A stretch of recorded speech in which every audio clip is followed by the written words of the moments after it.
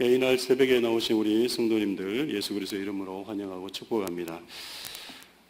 오늘 그 사무엘하 16장의 말씀, 제 개인적으로는 말씀을 전할 때 본문 말씀을 전체적으로 다 읽지는 않는데 오늘은 특별히 읽은 이유가 있습니다.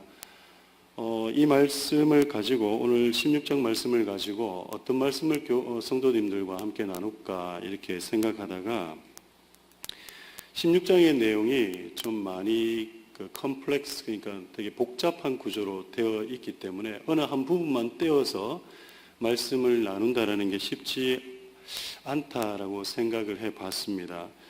이 말은 무슨 말이냐면 지금 16장의 내용에 다른 스토리의 얘기들이 지금 막 섞여 나오고 있어요. 그런데 그 섞여 나오는 그 스토리들 가운데 또 공통적으로 흐르는 내용이 없어 보입니다.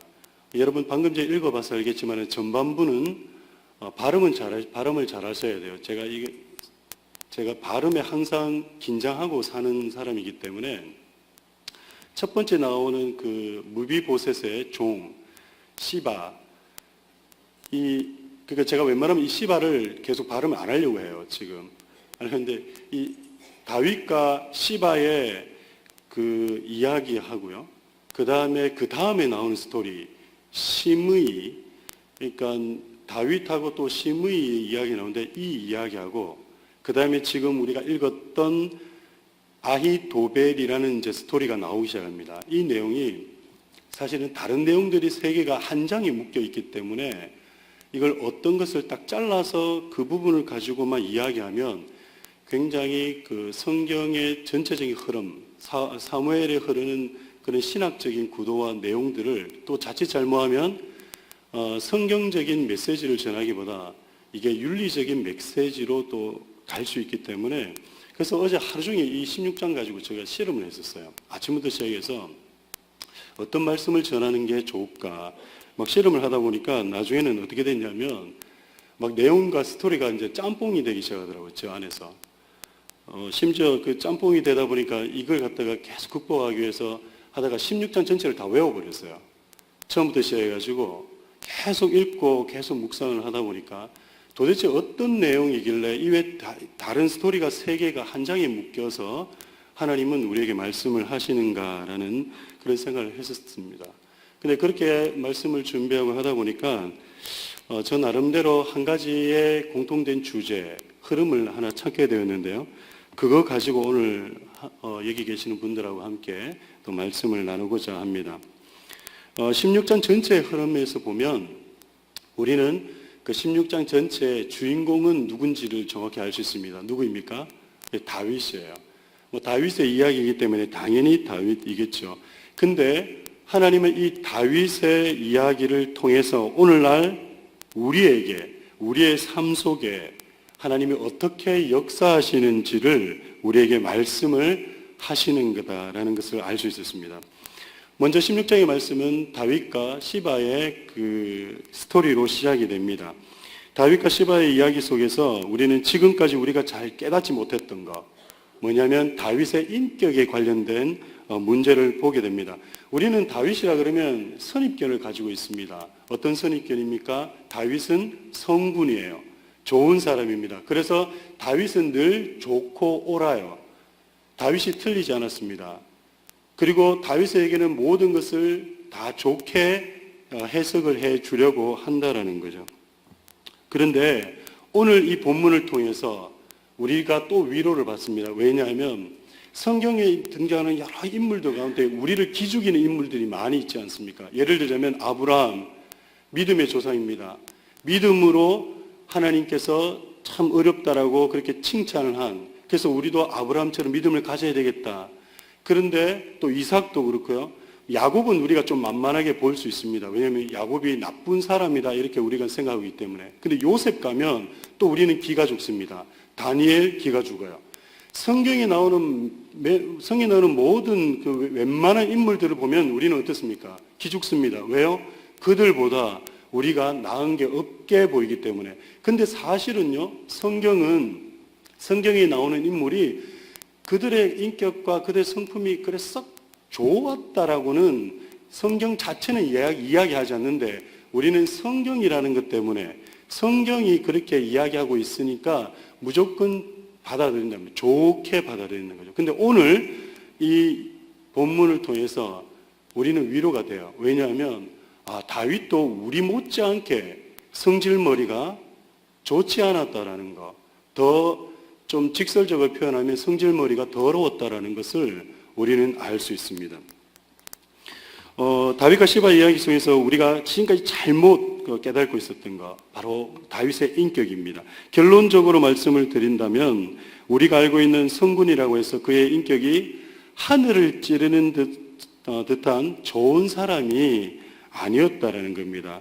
그래서 이게 우리에게 위로가 된다라는 거다. 왜 위로가 되는지는 이제 앞으로 보겠습니다. 여러분 16장 1절부터 한번 읽어보겠습니다. 다윗이 산꼭대기에서 떠난 지 얼마 안 되어서 무비보셋의 하인 시바가 와서 그를 맞이하였다. 시바는 나귀 2마리의 안장을 얹고 그 위에다가 빵 200개와 건포도 뭉치 100덩이와 여름 과일 100개와 포도주 한 가죽 부대를 싣고 왔다. 지금 무비보셋의 종이 도망가고 있는 다윗 왕에게 그가 조공물을 가지고 지금 온 거예요. 그래서 2절에서 왕이 시바에게 묻습니다. 내가 무엇 때문에 이것을 가지고 왔느냐? 그런데 무엇 때문에 이걸 가지고 왔느냐 묻는 다윗 왕에게 시바가 바로 얘기는 하지 않아요. 자기 속내를 드러내지 않습니다. 그냥 뭐라고 얘기하냐면 이 나귀들은 임금님의 가족들이 타고 빵과 여름 과일은 신하들이 먹고 포도주는 누구나 광야에서 기진할 때 마시고 이렇게 하시라고 가져왔습니다. 지금 아들 압살롬을 피해서 부랴부랴 도망 나온, 그래서 아무것도 가지고 나오지 못한 이 다윗 왕과 그 일행에게 시바의 조공물은 큰 도움이고 큰 은혜였을 겁니다. 그런데 이 시바가 자기의 정말 그냥 순수한 마음에서 이렇게 했냐라는 거예요. 근데 우리는 잘 알고 있습니다. 그러한 순수한 마음에 이렇게 하지 않았다라는 거. 그래서 3절입니다. 왕이 또 물었습니다. 그런데 내가 섬기는 상전의 손자는 지금 어디에 있느냐? 시바가 왕에게 대답하였다. 그는 지금 예루살렘에 머물러 있습니다. 이제야 이스라엘 사람이 자기의 할아버지의 나라를 자기에 되돌려준다고 생각하고 있습니다. 지금 시바가 무비보셋과 다윗을 지금 이간질하고 있는 거예요. 전혀 그렇지 않은데 지금 시바는 자기의 상전 무비보셋을 그렇게 고소하고 있고 지금 이간질을 하고 있는 거죠, 다윗과. 근데 요때 이 다윗의 반응이 4절입니다. 여러분 한번 보시기 바랍니다. 4절 보시면 왕이 시바에게 말하였다.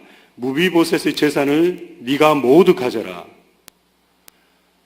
지금 우리는 이 모습 속에서 조금 당황해야 됩니다. 왜요? 지금까지 봐왔던 다윗의 모습하고는 완전히 달라요. 다윗은 우리가 굉장히 성품도 좋고 온유하고 그다음에 모든 사람을 다 포용하는 그런 사람이라고만 우리는 알고 있었단 말이에요. 그런데 오늘 이 장면에서 보니까 지금 다윗은 어떤 모습입니까?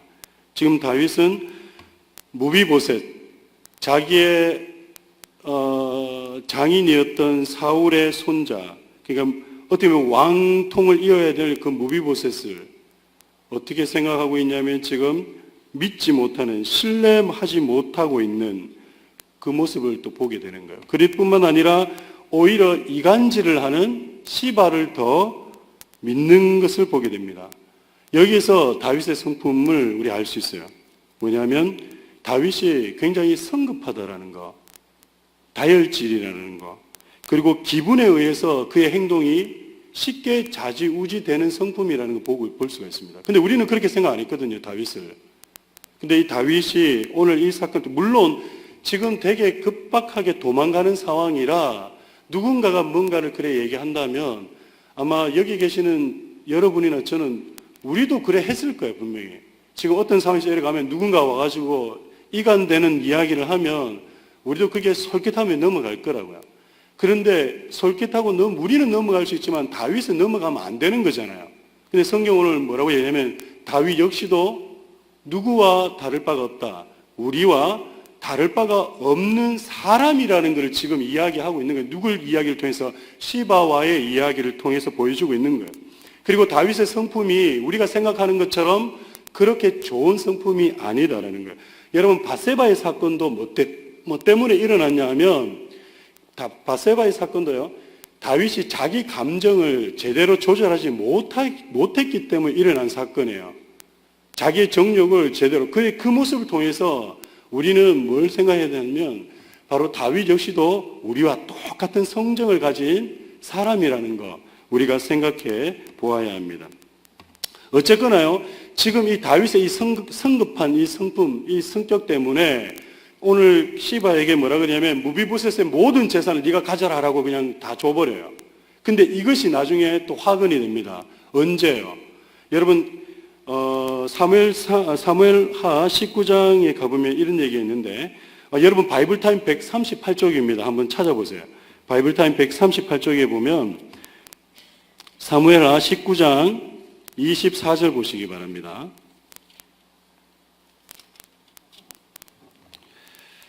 제가 읽어가면서 설명을 드릴 테니까 여러분 눈으로 한번 따라오시면 돼요. 138쪽에 보면 사무엘하 19장 있는데 24절부터입니다. 자, 보겠습니다. 지금 이제 무슨 상황이냐면 다윗이 지금 압살롬에 의해서 도망갔다가 이제 다시 예루살렘으로 복귀하는 겁니다. 자, 그때에 사울의 손자 무비보셋도 왕을 맞으러 내려왔다. 지금 예루살렘으로 들어간 거죠. 그는 왕이 떠나간 날부터 평안하게 다시 돌아오는 날까지 발도 씻지 않고 수염도 깎지 않고 옷도 빨아 입지 않았다. 지금 시바는 뭐라 그랬습니까?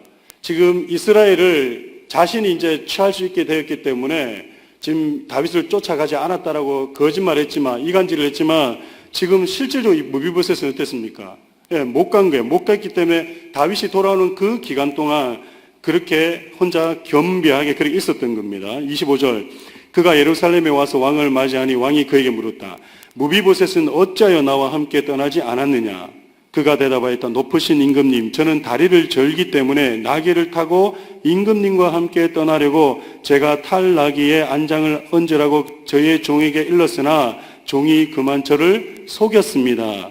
그리고는 그가 임금께 가서 이 종을 모함까지 하였습니다. 임금님은 하나님의 천사 같은 분이시니 임금님께서 좋게 여기신 대로 처분하시기를 바랍니다. 그리고 28절, 제 아버지의 온 집안은 임금님에게 죽어도 마땅한 사람들 뿐인데 임금님께서는 이 종을 임금님의 상에서 먹는 사람들과 함께 먹도록 해주셨으니 이제 저에게 무슨 염치가 있다고 임금님께 무엇을 더 요구하겠습니까? 지금 무비보셋은 아무 잘못도 없어요. 오히려 무비보셋을 위로해주고 정말 이렇게 보듬어줘야 될 그런 지금 상황인데 다윗이 지금 시바에게 한 그 행동으로 인해서 29절 그러나 왕은 그에게 말했다. 네가 어찌하여 그 이야기를 또 꺼내느냐? 나는 이렇게 결정하겠다. 너는 시바와 밭을 나누어 가져라. 지금 보세요. 지금 다윗의 마음이 어떻게 변죽 끄듯이 왔다 갔다 하는 거예요. 그래서 이것을 우리가 봐도 다윗의 인격이 성품이 우리가 생각하는 그러한 성군의 모습이 아니라는 거예요. 여기에서 우리가 한 가지 깨닫는 게 하나 있습니다. 다윗의 모습 속에서 누구의 모습이 보입니까? 예, 저와 여러분의 모습이 보이는 거예요, 지금. 우리는 다윗을 보면서 되게 성군이라 생각해서 기죽는다 이런 생각하지만 아니에요.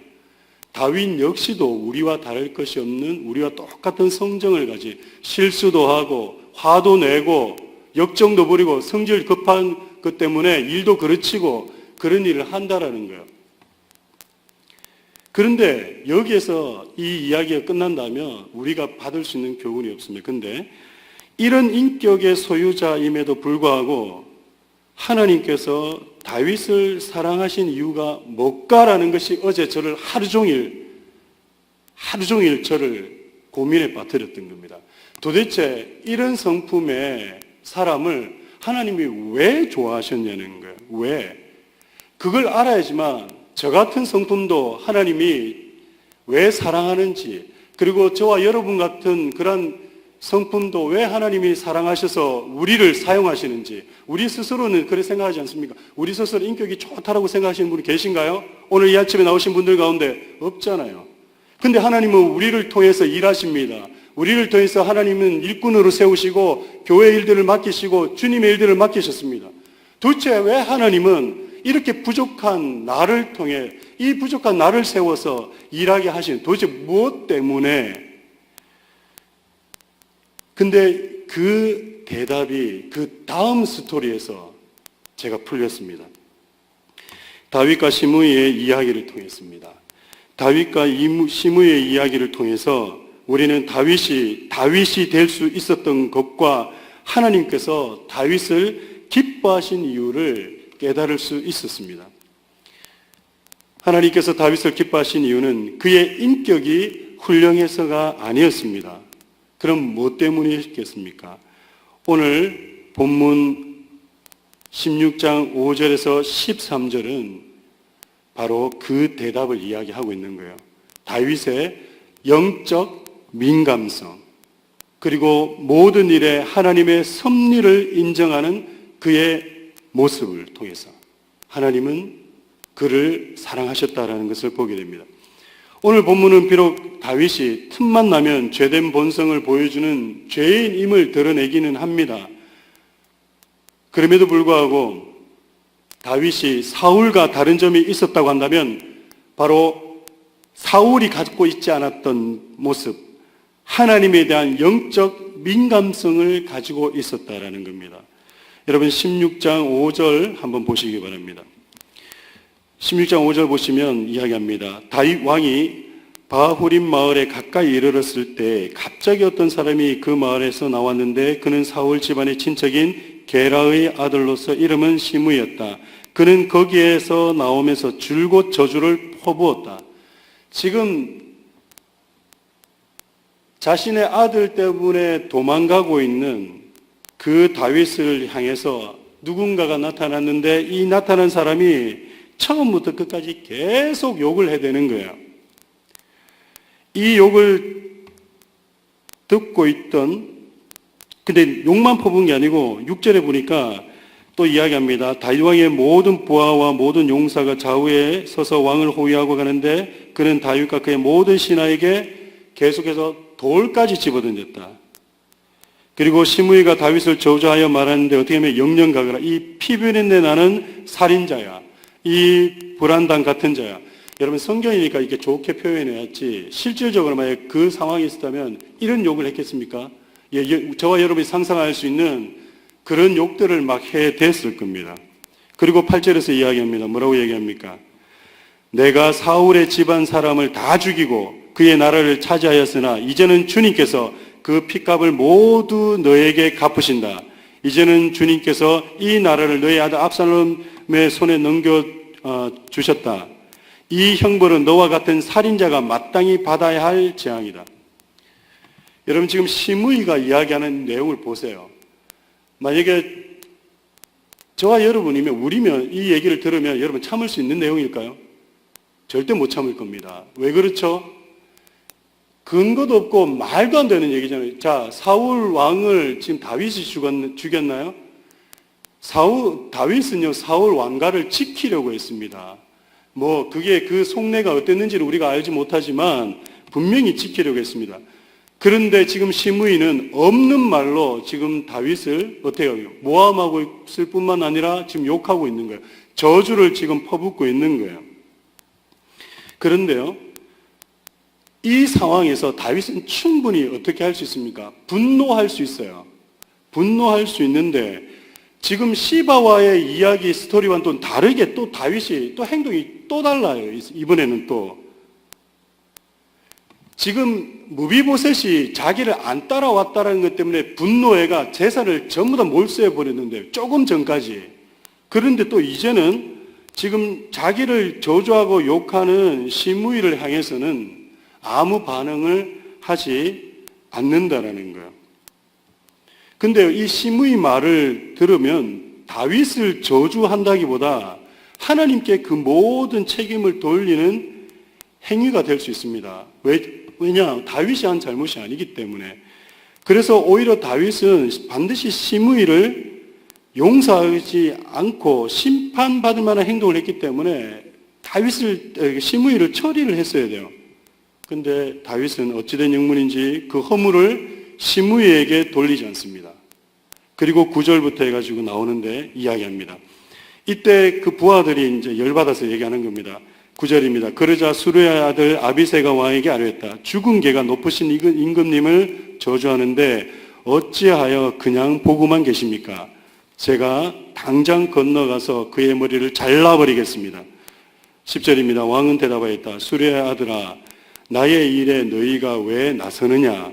주님께서 그에게 다윗을 저주하라고 분부하셔서 그가 저주하는 것이라면 그가 나를 저주한다고 누가 그를 나무랄 수 있겠느냐? 이런 보세요. 다윗이 뭐라 그러냐면 지금 저주하는 시므이의 그 일을 통해서 뭘 하나 깨달은 거예요. 깨달은 것이 바로 뭐냐면 그 저주가 어디로부터 왔는지에 대한 영적 분별을 하려고 한다라는 겁니다. 11절입니다. 그런 다음에 다윗이 아비새와 자기의 모든 신하에게 말하였다. 생각하여 보시오. 나의 몸에서 태어난 자식도 나의 목숨을 노리고 있는데 이러한 때 하물며 저 베냐민 사람이라 더 말해 무엇하겠소. 주님께서 그에게 그렇게 하라고 시킨 것이니 그가 저주하게 내버려 두시오. 지금 다윗은요, 자기에게 벌어진 그 일이 무엇 때문에 일어났다라고 생각하면 자기 잘못이 아닙니다. 분명히 아니에요. 아님에도 불구하고 그가 처해 있는 그 어려운 환경이 어쩌면 하나님께서 허락하신 환경일지도 모른다라고 그렇게 이야기를 하는 겁니다. 그러면서 12절 혹시 주님께서 나의 이 비참한 모습을 보시고 오늘 시므이가 한 저주 대신에 오히려 나에게 좋은 것으로 갚아주실지 누가 알겠소? 여러분, 오늘 이 시므이 이야기를 통해서요, 다윗이 우리와 같은 성정을 가졌지만 우리와 다른 것이 있다면 모든 일에 하나님의 섭리를 먼저 생각하는 영적 민감성이 있었다라는 겁니다. 다윗은 자기에게 일어나는 일들을 바라보면서 자신이 하나님 앞에서 바로 서지 못한 부분이 있지는 않았는지 돌아보는 영적 민감성을 가지고 있었다는 말입니다. 비록 그의 성품이, 인격이, 그의 기질이 다혈질이고 실수하고 죄도 짓고 한다 할지라도 사울과 달랐고 우리와 다른 모습이 어쩌면 있었다면 그게 뭐였냐면 그에게 어떤 사건이 주어졌을 때 그는 하나님을 먼저 생각했다라는 거예요. 나단 선지자가 와서 다윗 당신이 이거 잘못했다라고 했을 때 다른 사람이면 아니라고 부정했을지 모릅니다. 그러나 그때 다윗은 절대 그러지 않았고 어떠냐, 바로 그 자리에 무릎 꿇었습니다. 그리고 오늘 시므이가 되도 않은 말로 저주하고 되도 않은 것으로 모함하고 해도 다윗은 어떻게 생각했냐면 어쩌면 이것이 나의 죄에 대해서 하나님이 다시 한 번 더 돌아보라고 하는 그러한 일일지도 모른다는 영적 민감성을 가지고 모든 것이 하나님께서 어쩌면 하시는 일, 하나님 섭리 안에서 이루어지는 일일지 모른다는 영적 민감성을 가지고 있었다는 겁니다. 오늘날 성도들이 우리도 그럴 수 있습니다. 우리 인격이 뭐 어떻다고요? 얼마나 좋아가지고요. 실수할 수 있고 잘못할 수 있습니다. 남들 보기에 왜 저런 성격일까라고 그렇게 보이는 성품일 수 있어요. 그러나 하나님은 그걸 보시는 것이 아니라 뭘 보신다는 거예요? 하나님에 대한 영적 민감성을 가지고 있느냐, 있지 않느냐, 그걸 보시고 그 영적 민감성을 있는 그들을 하나님은 들으셔서 하나님의 일을 하게끔 하신다는 거예요. 그래서 성경은요, 영적 민감성에 대해서 굉장히 중요시하게 이야기합니다. 욥기 1장에 보면 이런 말씀이 있습니다. 제가 읽어드릴게요. 우스 땅에 욥이라고 불리는 사람이 있었는데 그 사람은 온전하고 정직하여 하나님을 경외하며 악에서 떠난 자더라. 그에게 아들 7과 딸 3이 태어나니라. 그의 소유물은 양이 7,000마리요 낙태가 3,000마리요 소가 500결이요 암나귀가 500마리이며 종도 많이 있었으니 이 사람은 동방 사람 중에 가장 훌륭한 자라. 가장 훌륭하다는 게 인격적으로 훌륭하다는 게 아니라 유력하다, 아주 부자다, 뭐 이런 의미입니다.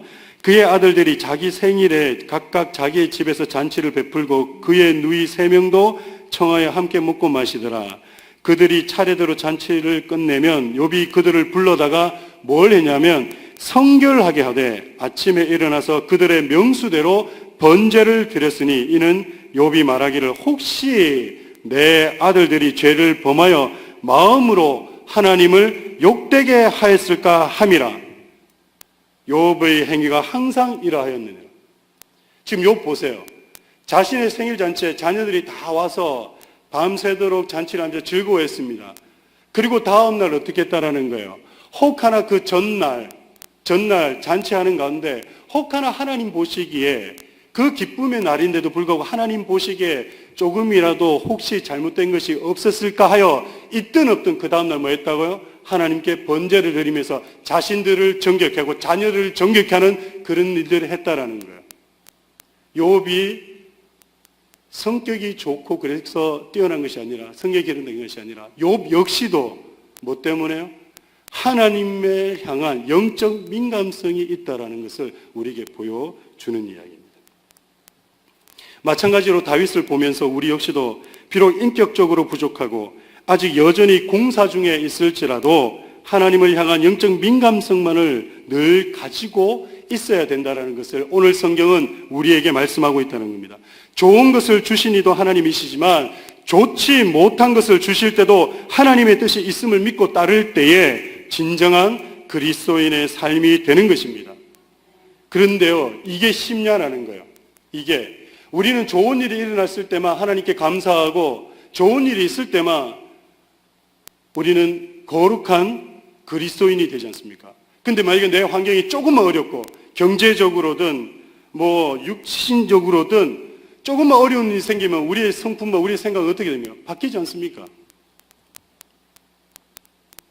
그리고 왜 이런 환경을 우리에게 주셨냐고 하나님께 따지고 왜 나를 이렇게 하셨냐고 원망하고 그 화근을 다 다른 사람들에게 돌리고 그러진 않습니까?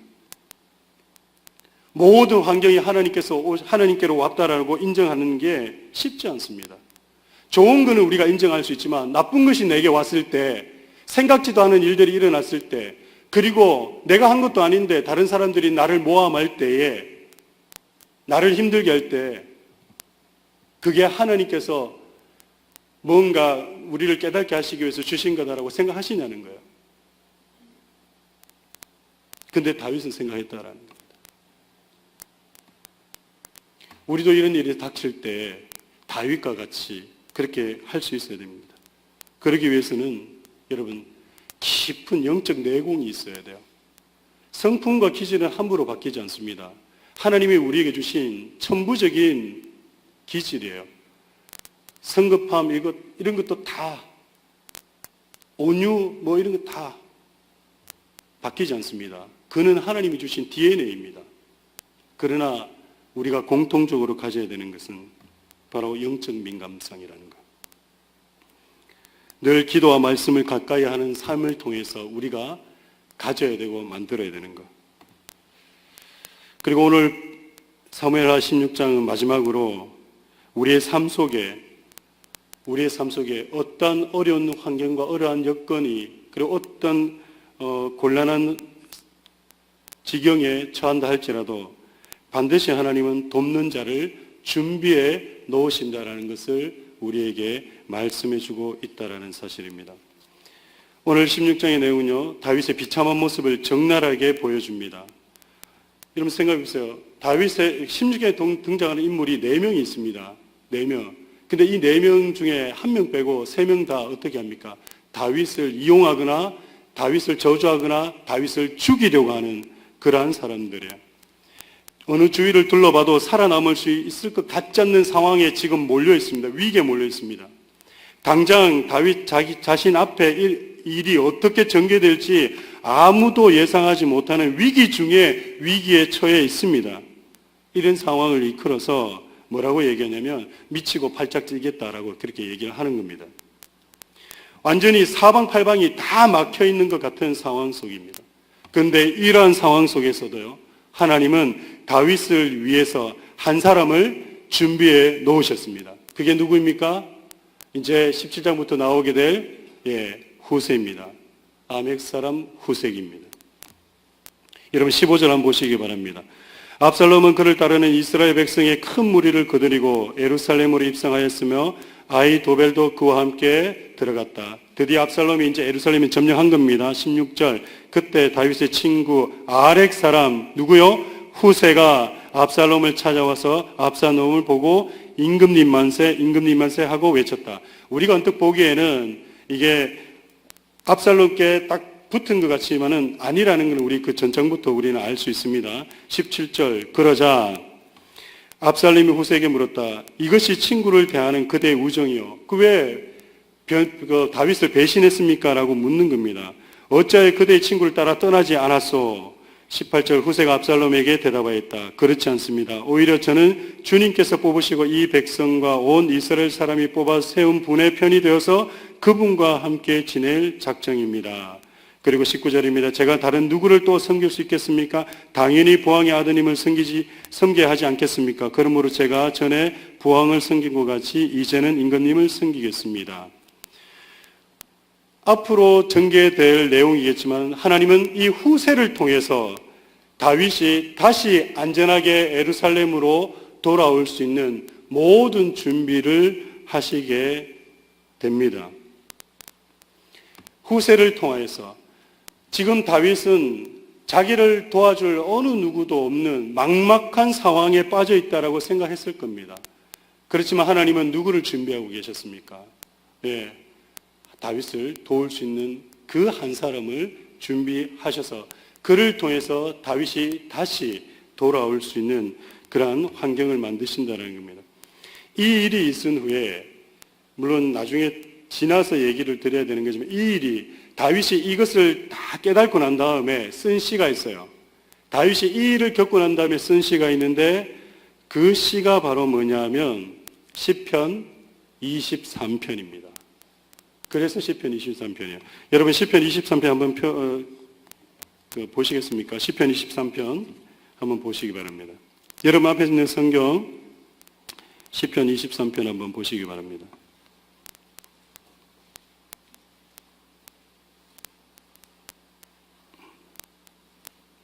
외우시는 분들은 함께 또 암송해도 괜찮고요. 지금 이 상황 속에서 이제 다윗이 이런 여러 어려움을 다 겪고 난 다음에 그리고 예루살렘으로 다시 돌아왔을 때 그가 쓴 시가 바로 이겁니다. 우리 한번 보겠습니다. 우리 1절부터 해가지고 우리 함께 읽겠습니다. 시편 23편 시작. 여호와는 나의 목자시니 내가 부족함이 없으리로다. 그가 나를 푸른 초장에 누이시며 쉴만한 물가로 인도하시는도다. 내 영혼을 소생시키시고 자기 이름을 위하여 의의 길로 인도하시는도다. 내가 사망의 음침한 골짜기로 다닐지라도 해를 두려워하지 않을 것은 주께서 나와 함께 하심이라. 주의 지팡이와 막대기가 나를 안위하시나이다. 주께서 내 원수의 목전에서 내게 상을 베푸시고 기름으로 내 머리에 바르셨으니 내 잔이 넘치나이다. 나의 평생의 선하심과 인자하심이 정녕 나를 따르리니 내가 여호와의 집에 영원히 거하리로다. 이런 고백이 그냥 나오는 게 아니라는 거예요. 다윗이 겪어보니까 지금 자기가 지쳐있는 환경 속에서 정말 도울 자 아무도 없다라고, 누군가가 나를 도울 수 있는 아무 요건도 없다라고 생각했을 때, 그때 하나님은 후세라는 사람을 통해서 다윗을 다시 돌아오게 하시는 것, 이것을 통해서 깨닫게 된 것, 바로 여호와가 나의 목자 되시고 여호와로 인해서 내가 부족한 것이 아무것도 없다라는 것. 오늘 사무엘하 16장을 통해서 하나님은 우리에게 세 가지를 말씀하십니다. 첫째는 때때로 우리는 우리의 인격적 부족과 성품의 몸남 때문에 과연 하나님께서 나를 들어 쓰실까? 내가 하나님 앞에 나아갈 수 있을까라고 생각할 수 있습니다. 그러나 오늘 본문은 우리에게 말씀하시는 거예요. 우리의 인격과 상관없이 하나님은 우리를 여전히 사랑하신다라고 말입니다. 예수님도 이 땅에 계셨을 때 그렇게 하셨어요. 제자들을 사랑하실 때 제자들의 인격하고 상관없이 그냥 사랑하셨어요. 요한복음 13장 1절에 이런 말이 있습니다. 유월절 전에 예수께서 자기가 세상을 떠나 아버지께로 돌아가실 때가 이른 줄 아시고 세상에 있는 자기 사람들을 사랑하시되 끝까지 사랑하시니라. 끝까지 사랑하시니라. 우리의 인격과 우리의 잘남, 그걸로 하나님은 우리를 사랑하시는 것이 아닙니다. 두 번째는 우리의 믿음은 우리에게 주어진 환경을 바라보는 것이 아니라 우리에게 주어진 상황 속에서 하나님의 뜻을 찾고 비록 그 상황이 이해되지 않더라도 모든 것이 하나님의 뜻과 섭리에 있음을 믿을 때 하나님은 모든 것을 합력하여 선을 이루신다라는 것을 오늘 말씀은 우리에게 보여준다라는 겁니다. 그리고 마지막으로 하나님은 우리를 도울 자를 항상 준비해 놓으신다라는 겁니다. 오늘 본문에서 다윗은 후세를 통해서 역사하시는 하나님을 보지만 우리는 날마다 우리의 연약함과 필요를 아시는 분, 우리 주님이 우리의 피난처와 도움이 된다는 사실을 우리는 잘 알고 있습니다. 그래서 우리는 확신하는 거예요. 뭘요? 우리의 삶이 세상 속에서 내가 가진 것에서 내가 믿는 것에서 위로와 안정감을 누리는 것이 아니라 우리의 참된 구세주가 되시는 예수님이 계시기 때문에 그분이 나의 친구가 되시기 때문에 그분이 나의 피난처 도움이 되시기 때문에 그분 안에서 예수님의 약속 안에서 우리가 있을 때에 우리의 영혼이 흔들리지 않을 수 있다라는 겁니다. 세상이 우리에게 안정감을 줄 수 있지 않습니다. 세상이 우리에게 해답을 줄 수 있는 것이 아닙니다. 우리 영혼의 안정감은 오직 주 예수 그리스도 안에 있다라는 사실을 여러분 잊지 마시기 바랍니다. 그리고 우리가 어떤 환경 속에 있다 할지라도 그 환경을 주관하시는 분이 사람이 아니라 세상이 아니라 바로 우리 하나님이시라는 것. 그래서 합력하여 모든 것을 선하게 인도하실 거라는 것.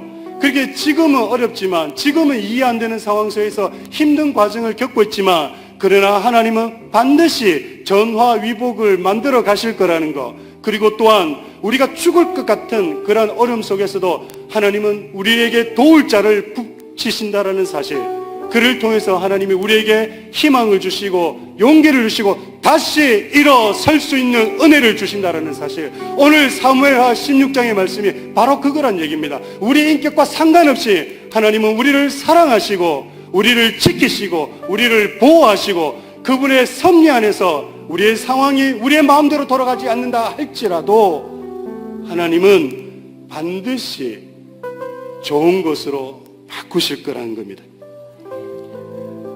예수님 안에서, 예수님 약속 안에서 우리가 거할 때 우리의 영혼이 흔들리지 않습니다.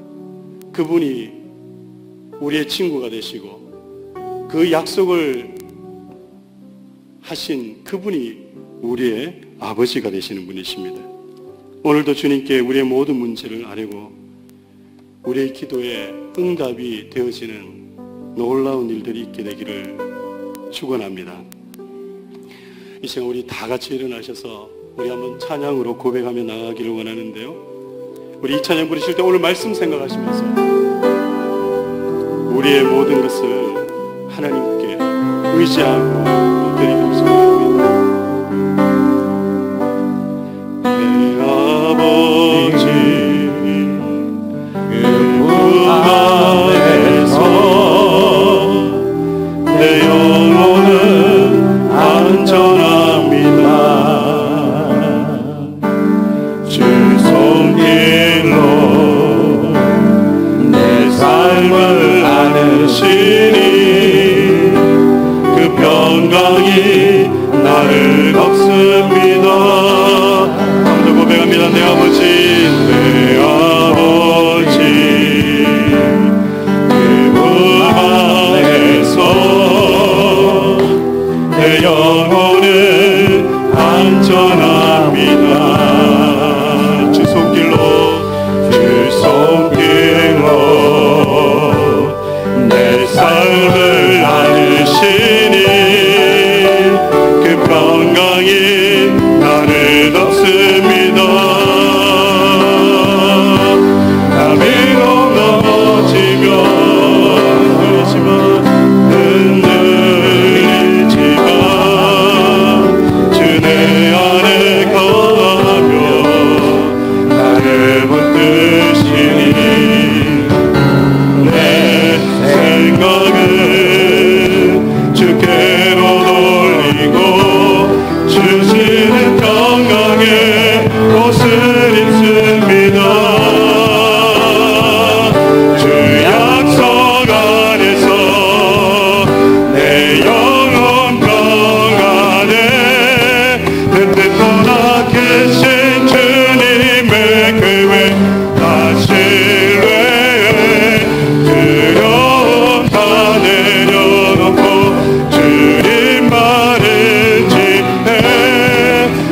안에서 내 영혼 안전합니다. 우리 한 번 더 고백합니다. 내 아버지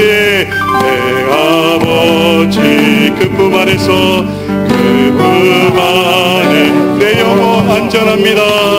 내 영혼은 안전합니다. 주 손길로 내 삶을 안으시니 그 평강이 나를 덮습니다. 나 비록 넘어지며 흔들리지만 주 내 안에 거하며 나를 붙드시니 내 생각은 주께로 돌리고 주시는 평강의 옷을 입습니다. 주 약속 안에서 내 영혼 평안에 내 뜻보다 크신 주님의 계획 다 신뢰해 주 영혼 다 내려놓고 주님 말을 지혜 주 안에서 내 영혼 안전. 우리 두 손 높이 들고 주 약속 안에서 주 약속아 두 손 높이 들겠습니다. 내 영혼 평안에 내 뜻보다 크신 주님의 계획 다 신뢰 두려움 다 내려고 두려움 다 내려놓고 주님만이 주님만을 지혜 주 안에서 내 영혼 안전합니다. 우리 이 시간 다 같이 한번 통성으로 기도하며 나갑니다. 주님의 약속 안에서 내 영혼이 평안합니다. 나의 인격과 나의 성품 이런 것 상관없이 나를 사랑하시는 하나님 그 주님이 우리를 지켜주시고 우리를 보호하십니다. 우리 어떤 상황이 우리의 상황이 하나님 우리보다 아버지 하나님 어렵다 할지라도 우리가 생각지 않은 그런 상황이 와서 나를 힘들고 어렵게 한다 할지라도 우리 주님은 그 상황 속에서 하나님의 놀라운 섭리를 나타내 보이십니다. 우리의 문제를 주님 앞에 가져나가길 원합니다. 이 시간 말씀을 생각하며 주님께 모든 것을 의탁하며 나갑니다. 주님의 약속을 믿으며 나아가길 원합니다. 우리 다 같이 한번 통성으로 기도하며 나아갑니다.